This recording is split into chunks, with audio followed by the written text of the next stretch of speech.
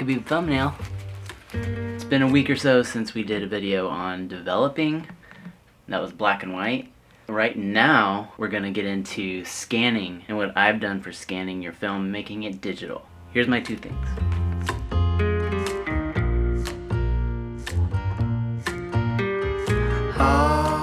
What I decide on doing really depends on, if I know I'm going to print, I'll definitely use my Epson scanner. If I know I'm just gonna be putting it onto social media or anything like that, I'll just take a photo of it with my digital camera and process it in Lightroom. We'll go over two versions of scanning with the Epson using the software SilverFast, that's what it's called. We'll use that software, and we'll use the regular software that comes with your Epson scanner and process those in Lightroom as well. We're only going to be scanning 35mm. I have black and white and color. We'll scan both of those. When I use the Epson scanner, I've found that I like using these film scanning masks from Lomography. I really like the way these hold your film in place. It does a really good job when your film is flat and not curled. If it is curled, you might be better off just photographing your negative with your camera. It has a really good sandwich technique before it pinches the corners, so I really like that. Get this the right side up. You sandwich it down, close it, and that pinches it. And you got it right on the edges. I personally like to see the holes of the film on a scan. We'll talk about how SilverFast, you want to crop in on your photo a little bit to get the best results, but we'll work around that. Want to blow it.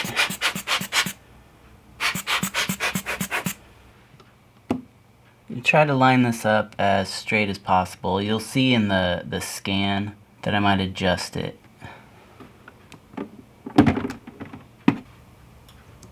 First up is the Epson software that you get with the scanner.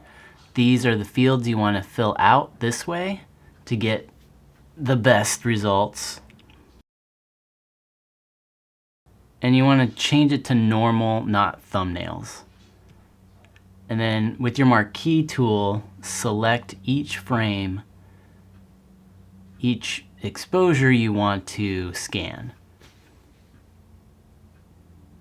And when you're done with that, oh, this is important, hit all. That way it'll scan all your selections that you made. Now we'll hit scan. And this takes forever, so just wait. Up next is SilverFast, and right now it's free license when you buy a scanner. So that's pretty rad. And these are the settings you want for SilverFast. Name it, of course. Pick the folder you're gonna put it to. 3200 DPI. This is for print, but also then you can scale it down afterwards. But do the print first. Uncheck sharpening. And you don't need to mess with any of those settings necessarily. Pick your film stock and the closest representation to what you shot. And SilverFast does a pretty good coloring rendition. So that's always awesome. Now with every frame, you want to punch in and reframe. I like to leave a black border around everything. And you can leave a sliver in SilverFast without it messing up the color so much. You leave too much and the color will be totally off. But go in and mess around, zoom into each frame to adjust it.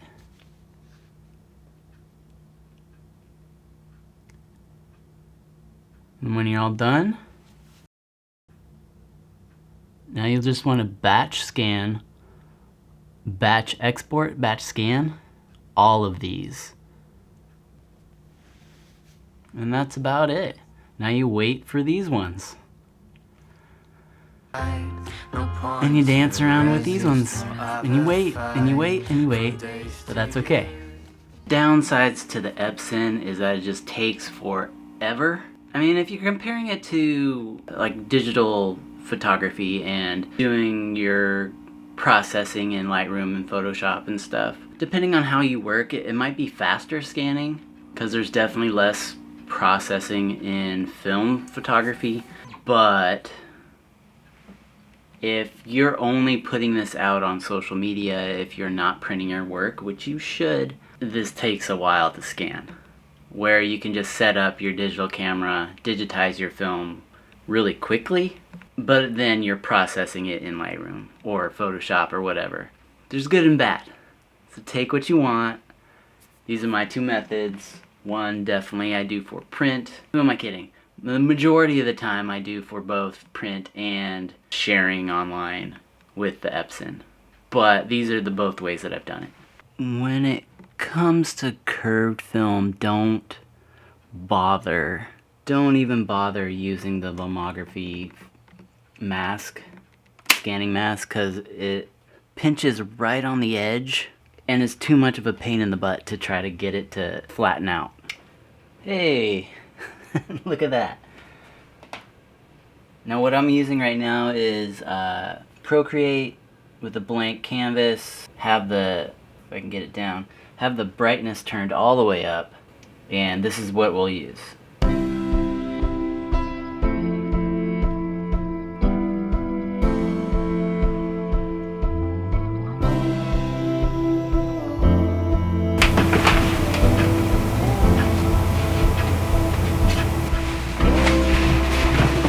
I'm making sure it's square so we have the majority of the images in focus as much as we can. Almost there. This is what we're going to use to keep this curled film flat, just a piece of glass. Just be careful you don't scratch your film with the glass. Watch out for the edges and everything. You should be alright. Remember to always air blow all this off.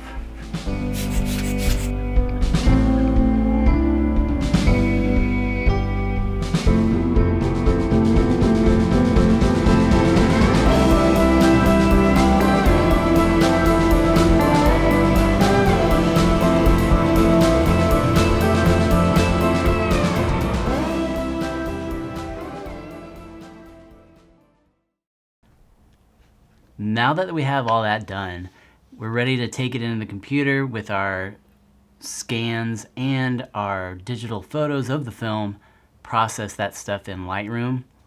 Let's get into that and we'll show you how we do this. So right here, we have all our shots. So this is a digital photo, and then the black and whites are all digital. Different white balance on this. Let's go ahead and white balance that right off the bat. There we go. Yeah, let's do that to these two. And look what I did. This is a little trick you can do for a contact sheet. When you put them into the sleeves for storage, put it on your light table or iPad, take a shot. Contact sheet. It's awesome. Okay, so what I want to give you guys are presets I made for making these conversions and inverts way easier and just get you to a spot that you can then tweak for your liking. The black and white ones are super easy. So you can see I got a film to digital color and film to digital black and white. What, right? Same thing. And let me show you what it's doing actually.